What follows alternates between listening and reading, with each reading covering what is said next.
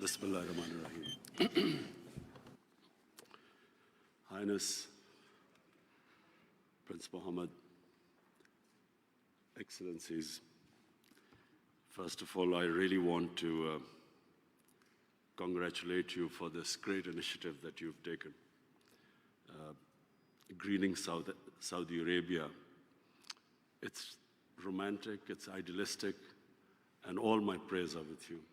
And inshallah, all the experience that we have had in so far planting 2.5 billion trees in Pakistan, and our target is 10 billion trees.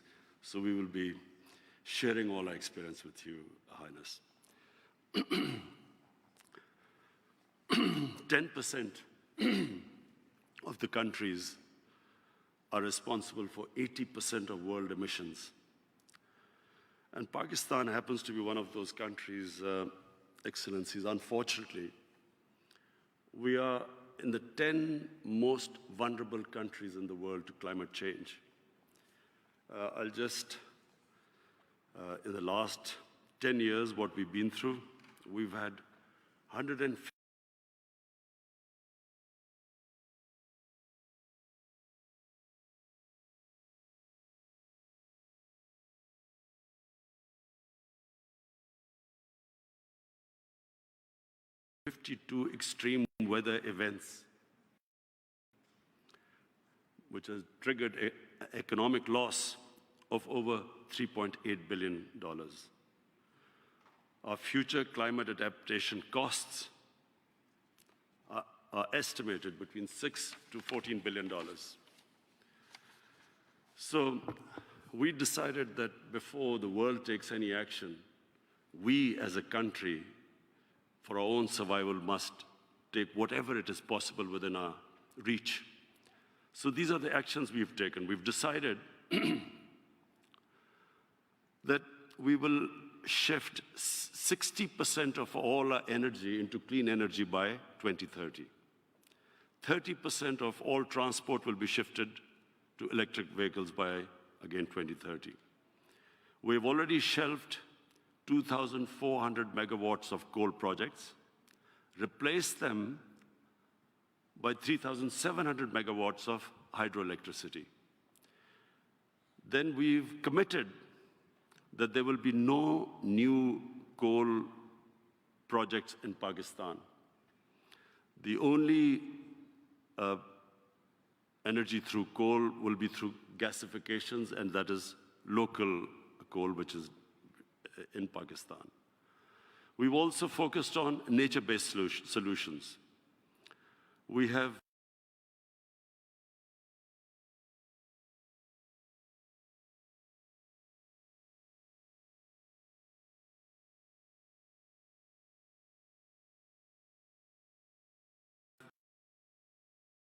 as I mentioned, we have invested, this is our biggest initiative,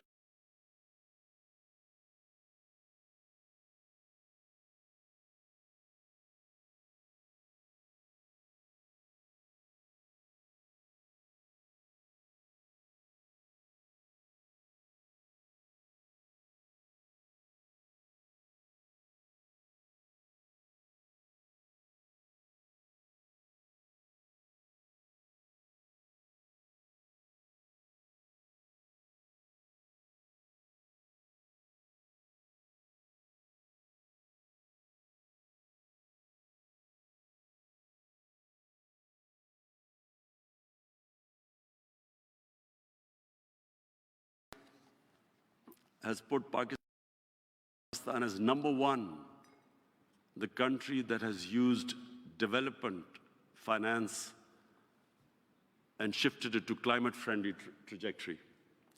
So 44% of all our financing has been climate-friendly. We have these initiatives how to finance our vision.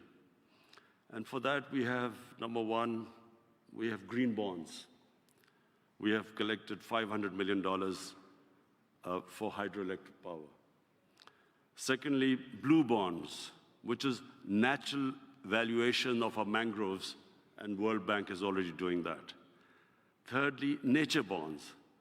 Pakistan is piloting this globally by linking debt relaxation with nature and climate performance. And fourthly, we have energy transition mechanism, turning coal to green through innovative financing and addressing the green premium of this transition. Pakistan is again piloting this for clean transition of existing coal infrastructure.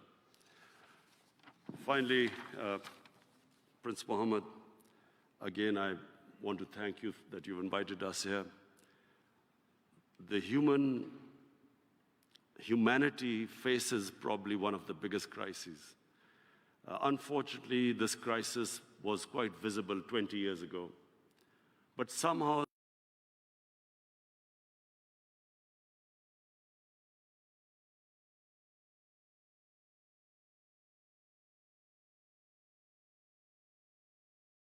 well, no one thought that this would actually happen, that actually the temperature was getting warmer. No one believed that there would be effects of this. Once you alter this balance of nature, there were always going to be implications, but no one thought there would be any implications. But just in the last 2 years, what we have seen, fires in Siberia, in California, in the Mediterranean, unprecedented, Australia. And then we have these flooding, unprecedented floodings. We in Pakistan face, and not just Pakistan, all along the whole humanity living on the base of the Himalayas and the Karakoram, which depend on their water, on the river waters from the glaciers. All of us face this stark reality that the glaciers are melting at a fast pace. And in years to come, unless we do something drastically, we will run out of water. Our rivers will not have water to feed our population. And this is not just in Pakistan, it is going to affect India. And on the other side, on the northern side of the mountain range, it's going to affect Tajikistan, Kyrgyzstan, Kazakhstan, all the countries that depend upon the glacier waters. So thank you for holding this great initiative. I want to thank you for inviting me. And I hope that all of us collectively take this challenge much more seriously than so far what we have done. Thank you.